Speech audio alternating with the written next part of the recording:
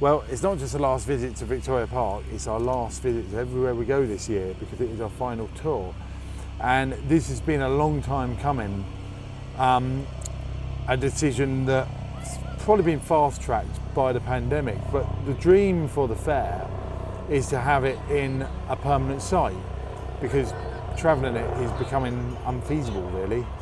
The best analogy I can give you is that moving the fair from site to site is a military operation, and I haven't got any soldiers.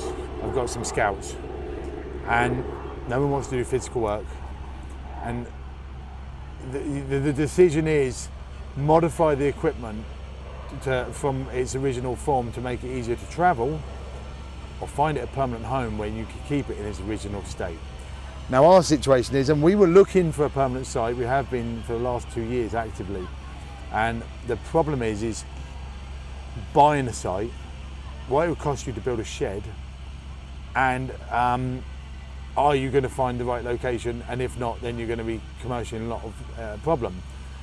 So looking at the bigger picture, and for the fair, Carter as you know it, to be able to carry on, offering it to sell it to someone else, it seems drastic, but if someone's got a visitor attraction and they can plug it into their existing place where they know they've got a following, then it can carry on for generations. The truth be known, if I died tomorrow, that's it. No one's going to travel that but me.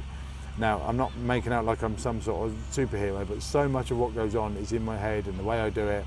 And we've got it to a level of perfection, and I don't want to change the standards, and that seems drastic selling it. How did your family get involved with this in the first place? Where did all this stuff come from? So, most fairs you go to, you speak to any showman, there'll be 5th, 6th or 7th generation. That is the norm, going back to 100, 150 years ago. When attractions, fairs, a lot of fairs go back hundreds of years, but they became pleasure fairs with swing boats and coconut shies, and then steam came along and you had not just a hand turn round, but a steam roundabout, and they grew and grew, and that's when new people came into it. But prior to that, they would have done something else. Now, we came into it in 1977, which was, we were a bit late to the party. And still to this day, there's showmen that are doing it 7 generations that are like, oh, you're not proper showman, which is quite funny when you look at that now. So my parents were show promoters.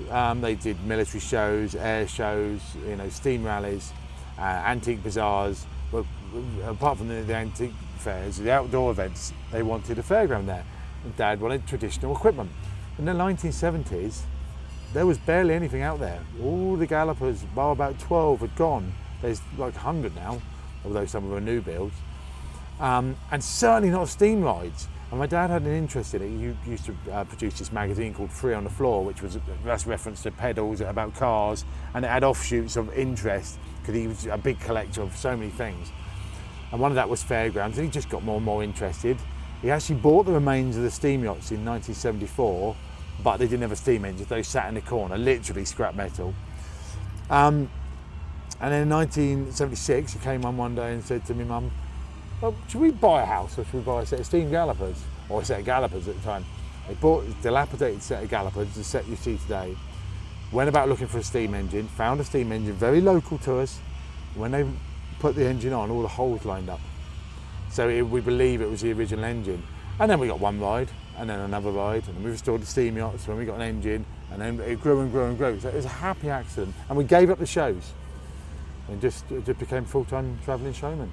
How unique is an operation like this? It's completely unique. To give you another, I do like my analogies, and I don't like football, but we're the top of the Premier League, but there's only one team in it.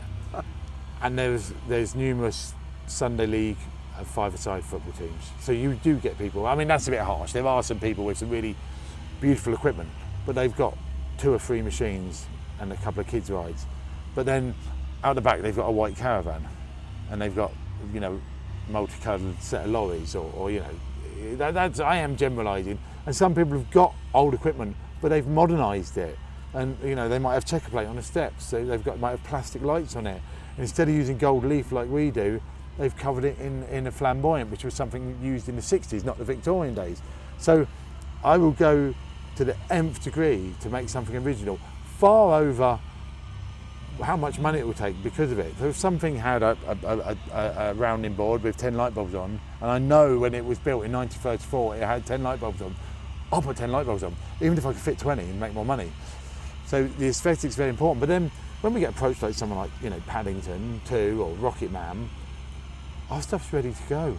They haven't got to have an art department faking it up. It's as it should be. We're talking movies here. Movies, for which no one's been used, you know, on the silver screen like we have, and even TV programs, adverts. Wurzel Gummidge. You got it. Sky adverts, just numerous. Even did an Impulse advert way back. And Neil Morrissey, who's the guy from Men Behaving Badly, do you know the actor? He came and said hello to my mum like he knew her. She's like, where do I know you from? As it transpires, he was the man in the Impulse advert. But before he was famous, so we didn't make the connection. Then he sort of come and said hello to my mum, and he's, you know, they went through 47 bouquets of flowers doing that. And I was a kid, I mean, real small, and I was on the same ride for 2 days solid. Never been the same since. Joby, it's not just the steam machinery here, it's the attention to detail and decoration. That's another side to your business, isn't it? Sign writing and painting. Yes. I wanted another string to my bow, and my dad was very keen to encourage me. So when I was 17, I just always loved lettering. I went and trained with a sign writer who learnt in 1950. He's still alive today. It's called Stan Wilkinson. So, and his lineage goes back to Victorian days. I don't use tape, I don't use computers, I teach people the traditional skills. So I actually went on to, I learned, 30 years ago, and I went on to teach it. I started doing courses 15 years ago, and the pandemic, it actually saved us, because I couldn't do the courses, I couldn't do the fair, but I did online courses.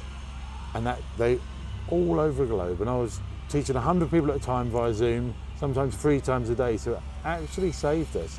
And I went on to do a sign writing book called Tips, Tricks and Inspiration, and I won't put it on Amazon because I think that's one of the problems with the world. I just sell it off our website and so some bookshops, and I sold 8,000 copies. So it's been a huge success, and arguably a slight demise of the fair, because I've realised I can do something far more sensible. Now look, if your fair is bought by an organisation that want to go on touring it, they got a major problem, because everything says Carter's Steam Fair. No one's going to buy this and tour it. Look, a joke about some showman in the business not perceiving us as proper showmen because we haven't been doing it in 7 generations. But out of the 4,000 showmen in the country, I haven't had a single phone call of them trying to buy it, because they know what work's involved. And this is a labour of love. It's never been done for the money. This is done because I love it. And you might think, well, that's bizarre, why are you selling it? But I've kind of given all I can give. I've got to a point where I've been doing it so long, I'm tired. I've given my life to it. And because I love it, I want to tell someone to put it inside a shed, because the maintenance, I have 4 skilled staff in the yard all year round on maintenance. And then when we pull in some of the full-timers from the summer, they come in and help us, and we never stop, because when things are made out of metal and wood and so on and so forth, and you've not got things galvanised and aluminium checker plate and fiberglass everywhere, we just replaced some wood on one of the rides this morning because it was getting a bit waft, shall I say, and it's like, no, don't care, I'm selling it. No, when we finish, it's got to be perfect. No one's going to say, oh, it got a bit ropey in the end. We've never had it. We've never been so good, and we're doing really well. This is the thing. The last 3 years, including the pandemic, because I did the sign writing, has been the best 3 we've had. It's great. We're gonna miss you. I know, and I have this conversation 50 times a day with people that are sad, and I understand, and I feel sorry for them, because I would love to visit our fair, but I don't visit it. I'm owned by it. I'm there every day. When you're on holiday, I'm at the fair. When you're having a weekend off, I'm at the fair. And it's my time now.